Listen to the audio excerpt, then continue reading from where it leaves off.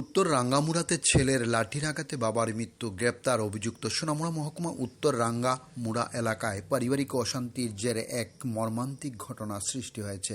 অভিযোগ, ছেলের লাঠির আঘাতে প্রাণ হারিয়েছেন বাবা আখাই রায় ত্রিপুরা। ঘটনায় এলাকা জুড়ে চাঞ্চল্য সৃষ্টি হয়েছে। পুলিশ ও স্থানীয় সূত্রে জানা যায়, অভিযুক্ত সমীর ত্রিপুরা দীর্ঘদিন ধরে নেশায় আসক্ত ছিল। নেশাগ্রস্ত অবস্থায় সে প্রায়ই তার বাবার সঙ্গে অশান্তি ও মারধর করত বলে অভিযোগ। আজ শনিবার একই ধরনের এক ঘটনার সময় সমীর ত্রিপুরার লাঠি দিয়ে বাবাকে আঘাত করেন। সেই আঘাত আখাই রায় ত্রিপুরার বুকে লাগে। তিনি ঘটনাস্থলেই প্রাণ হারান। খবর পেয়ে যাত্রাপুর থানার পুলিশ দ্রুত ঘটনাস্থলে পৌঁছান। পরে এসডিপিও শশীমোহন দেববর্মা ঘটনাস্থল পরিদর্শন করেন। ঘটনায় তদন্ত শুরু করেছেন পুলিশ।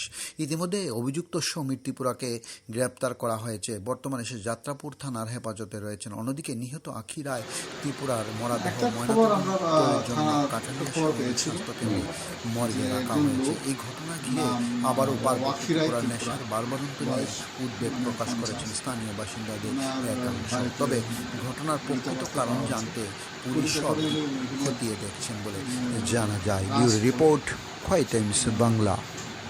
এবং বডি এখান থেকে পাওয়া যায়। আমরা আইনি প্রক্রিয়া যা করার আমরা করে আমরা তদন্ত হাতে নিয়েছি। কাউকে গ্রেপ্তার করা সম্ভব হয়েছে কিনা? এখন পর্যন্ত একজনকে আপাতত এলাকাবাসীর অভিযোগ অনুসারে আটক করা হয়েছে। দেখা যাক তারপরে আইনত কী করা। স্যার, ঘটনাটা কয়টার সময় বা ঘটনা অনুমান